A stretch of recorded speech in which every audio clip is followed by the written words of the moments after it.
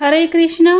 प्रिय श्रोताओं, आज की वीडियो में आप सभी बृहस्पतिवार के दिन सुनी जाने वाली बृहस्पति देव की व्रत कथा सुनेंगे। बृहस्पतिवार के दिन भगवान विष्णु की पूजा की जाती है। भगवान विष्णु को प्रसन्न करने के लिए यह दिन उत्तम माना गया है।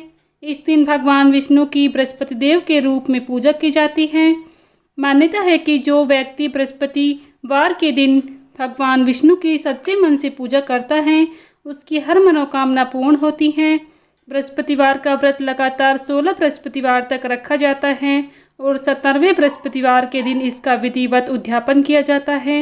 अगर आप बृहस्पतिवार का व्रत रख रहे हैं तो आपको बृहस्पतिवार के दिन यह व्रत कथा अवश्य ही सुननी और पढ़नी चाहिए, जिससे आपको व्रत का पूर्ण फल प्राप्त होगा। आइए आप सभी सुनते हैं बृहस्पतिवार के दिन सुनी जाने वाली बृहस्पति देव की व्रत कथा। आप सभी को अगर हमारी यह कथा पसंद आए तो प्लीज़ वीडियो को लाइक शेयर करें। साथ ही चैनल पर नए हैं तो चैनल को सब्सक्राइब करना ना भूलें।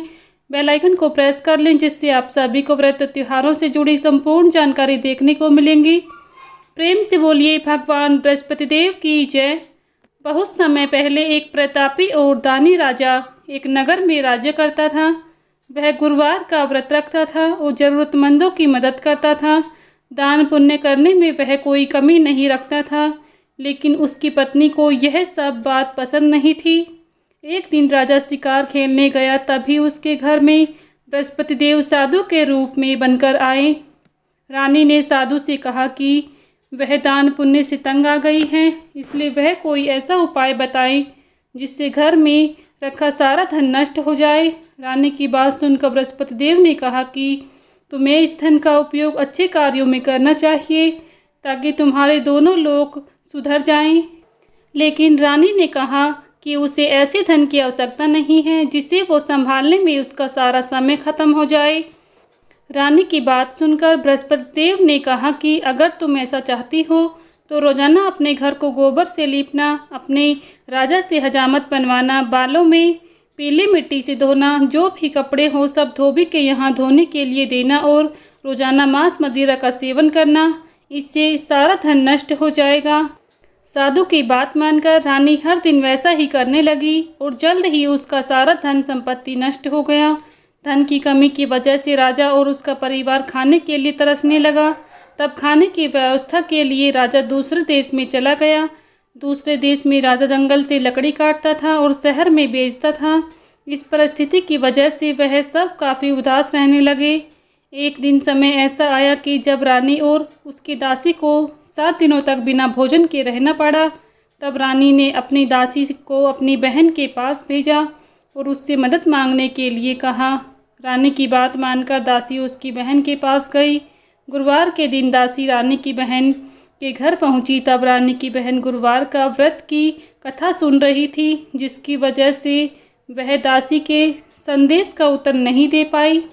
दासी वापस घर आकर जब उसने सारी बात रानी को बताई तो रानी बहुत उदास हुई। अपनी पूजा समाप्त करके रानी की बहन उसके घर आई और कहने लगी कि वह बृहस्पतिवार की व्रत कथा सुन रही थी, इसलिए कोई जवाब नहीं दे पाई।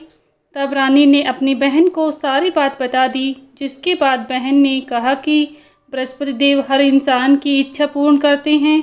एक बार देखो, तुम्हारे घर में अनाज रखा होगा। तब रानी ने अपनी दासी को घर में अनाज देखने के लिए भेजा। रानी की दासी जब अनाज ढूंढने गई तब उसे देखा कि एक घड़े में अनाज भरा हुआ है। तब दासी ने रानी को कहा कि क्यों ना वह भी बृहस्पतिवार का व्रत रखे। तब रानी की बहन ने बृहस्पतिवार व्रत की विधि बताई। अपनी बहन द्वारा बताई गई विधि के अनुसार रानी और उसकी दासी ने गुरुवार का व्रत रखा, जिस वजह से भगवान बृहस्पति देव उनसे प्रसन्न हो गए और साधारण रूप धारण करके दासी को 2 थाल में पीला भोजन देकर गए। जब दासी को यह भोजन मिला तब रानी के साथ भोजन ग्रहण करने लगी। वह हर गुरुवार को व्रत रखती थी, जिसकी वजह से भगवान बृहस्पति देव उससे प्रसन्न थे। रानी के घर में एक बार फिर धन संपत्ति आ गई थी, लेकिन वह फिर से आलस्य करने लगी। रानी की दासी ने उसे समझाया कि उसे आलस्य नहीं करना चाहिए, वरना वापस धन नष्ट हो जाएगा। जिसके बाद रानी और उसकी दासी दान पुण्य करने लगे और धन का उपयोग शुभ कार्य में करने लगे। इस प्रकार भगवान बृहस्पति देव की विशेष कृपा रानी और दासी को प्राप्त हुई, जिससे उसके घर में सुख शांति और वैभव की कोई कमी नहीं रही। ऐसे हैं बृहस्पति देव जैसी जिसकी मन में कामनाएं होती हैं सभी को पूर्ण करते हैं। जो व्यक्ति भगवान बृहस्पतिवार का व्रत रखता है और इस दिन पूजा विधि विधान से करता है, भगवान बृहस्पति देव उसकी सभी मनोकामनाओं को पूर्ण करते हैं। तो प्रेम से बोलिए भगवान बृहस्पति देव की जय। यहीं पर भगवान बृहस्पति देव की यह व्रत कथा संपन्न होती है। अगर आप सभी को हमारी कथा पसंद आई है तो प्लीज़ वीडियो को लाइक शेयर करें। चैनल पर नए हैं तो चैनल को सब्सक्राइब करना ना भूलें। बेल आइकन को प्रेस कर लें, जिससे आप सभी को व्रत और त्योहारों से जुड़ी संपूर्ण जानकारी देखने को मिलेंगी। मिलती हूँ नेक्स्ट वीडियो में, तब तक के लिए सभी को राधे राधे, जय श्री कृष्णा।